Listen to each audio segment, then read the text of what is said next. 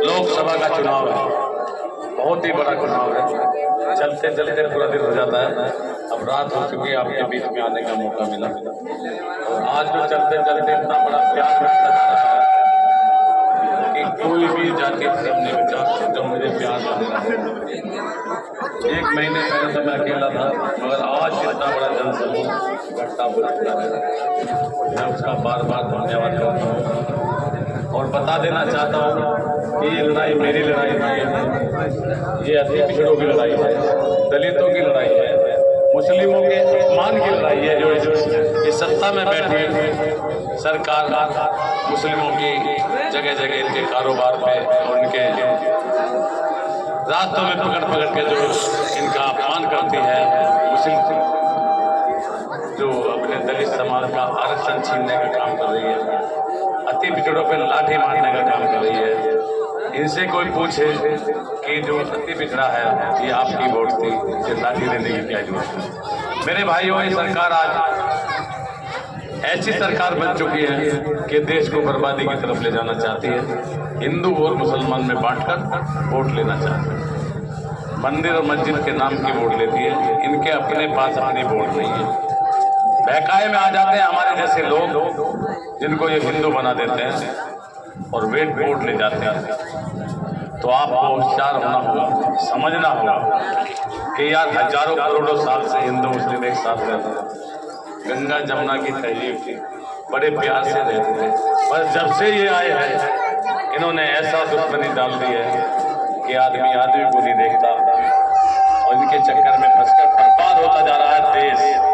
इनका कुछ नहीं बिगड़ने का, ना इनके बालक ना नहीं, ये तो अकेले हैं। हमारे जैसे परिवार, हमारे बच्चे खराब, हमारे बच्चों की शिक्षा सब कुछ बर्बाद कर दी है इन लोगों ने। तो आप समझदार हैं, आप अगर नहीं समझे तो आगे बहुत बुरा होने जा रहा है। अगर इस बार नहीं समझे 24 के चुनाव में तो ये ऐसा कानून लाने जा रहे हैं कि अब के बार आगे से आपको वोट नहीं डालनी पड़ेगी। ये अपने आप जैसे पहले राजा महाराजा बनते थे और भी कई देश में है, ऐसे बन जाया करेंगे, फिर आपकी वोट की जरूरत नहीं पड़ेगी। अब की बात समझदारी से काम लो। मुझे पड़ेगा सीट है, इस सीट पे तो सब इकट्ठा हो चुके हैं। इस सीट पे कोई ऐसी जाति धर्म नहीं बची है।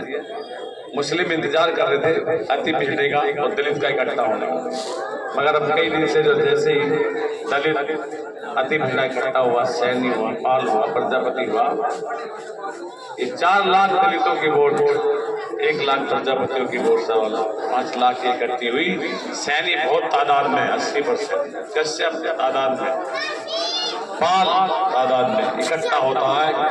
उन्होंने समझ लिया कि अति पिछड़ों की लड़ाई है, उनकी हिस्सेदारी खा जाते हैं, छोड़ते नहीं है और देने के नाम पे शून्य कर देते हैं आप लोग। तो मेरे भाइयों, मुस्लिम जो इंतजार देख रहा था ईद के मौके के, वो अब इंतजार नहीं देख रहा। 6 लाख लोग हैं, वो इंतजार कर रहा था कि कब ये इकट्ठे होंगे और 19 तारीख को ऐसा वोट डालेगा बहन जी के पक्ष में कि इनके पिछवाड़े लाल कर देगा मुस्लिम, क्योंकि 6 लाख वोट है, यही कर सकते हैं इनके पिछवाड़े।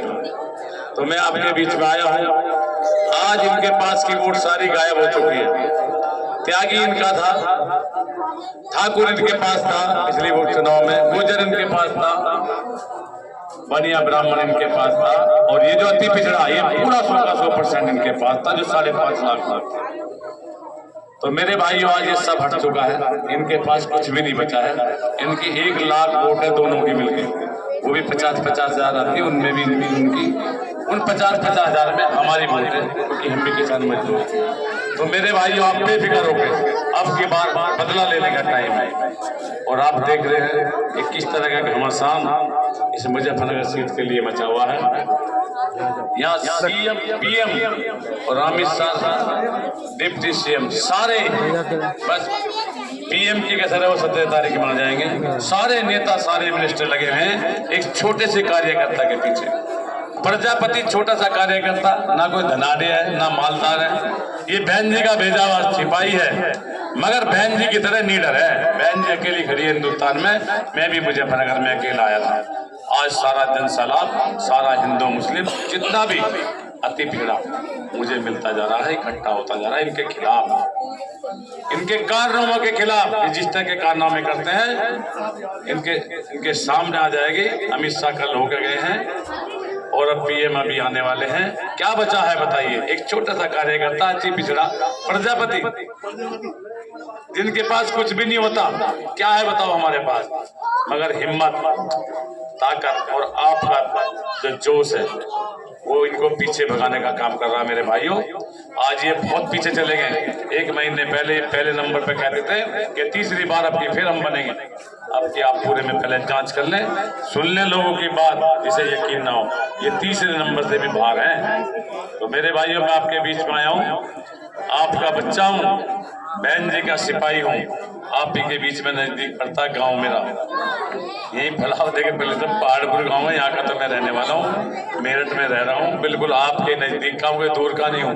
कभी भी जाके डांट सकते हो, पकड़ सकते हो, ऐसी जाति का हूँ। तो मेरे भाइयों, मेरा और मेरी बहन जी का सम्मान रखना तो आपकी ताकत भी बढ़ेगी, मेरी ताकत भी बढ़ेगी। और मैं ये बता देना चाहता हूँ कि आने वाली 14 तारीख बाबा साहब जी का जन्मदिन मुजफ्फरनगर में GIC कॉलेज में मनाया जा रहा, महावीर चौक पर।